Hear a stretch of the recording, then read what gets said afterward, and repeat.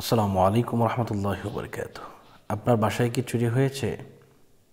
সোনা দানা গয়না টাকা পয়সা অথবা যে কোনো কিছু যদি চুরি হয়ে থাকে, তাহলে চুরি নিয়ে যাওয়া মাল আপনি কেমনে পাবেন, কোন কায়দাতে পাবেন? অনেকেই কবিরাজের কাছে যান, কবিরাজের কাছে গিয়ে অনেকেই ধোঁকা খান।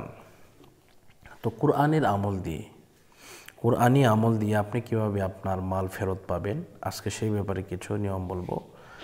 আপনারা যদি পারেন এই আমলটি করবেন, না হলে আমাদেরকে বললে আমরা আমাদের ছাত্রদের মাধ্যমে ইনশাল্লাহ করে দেব। তো শুনেন কোন আমলগুলা করতে হবে, আমরা যেটা করি বা আপনাকে যেটা করতে হবে।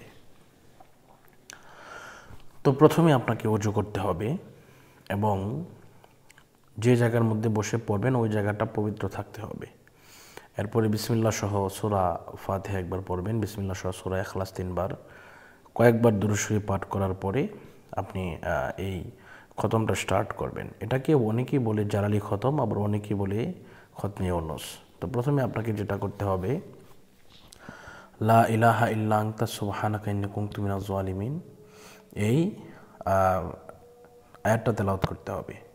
এবং যখন এটা 100 বার হয়ে যাবে, প্রতি 100 বার পর পর আপনাকে পড়তে হবে ফাস্তাজাবনা লাহু ওয়া নাজ্জায়নাহু মিনাল গাম্মি ওয়া কাযালিকা নুনজিল মুমিনিন। এভাবে আপনি এটা 1,30,000 বার পড়বেন, প্রতি 100 বার পর পর এটা পড়ে।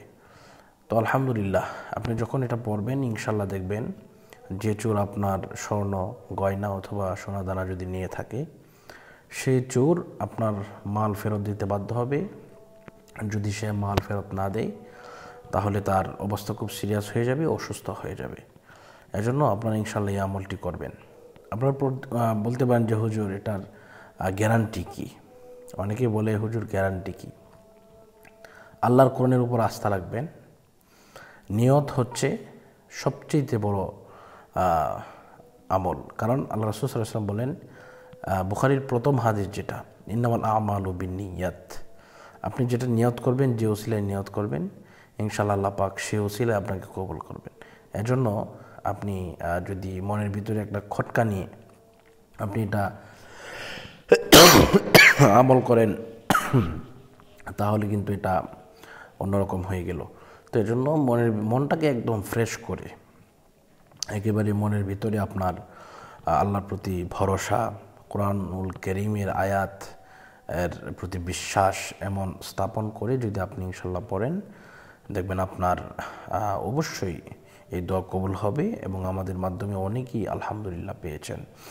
তো আল্লাহ পাক যাকে দেন এটা কেউ আটকায় রাখতে পারেন না, সব কিছু আল্লাহর হাতে। তো আল্লাহ পাক আমাদেরকে কবুল করুন, মঞ্জুর করুন। এই মুহূর্তে বিদায় নিচ্ছি। আসসালামু আলাইকুম ওয়া রাহমাতুল্লাহি ওয়া বারাকাতুহু।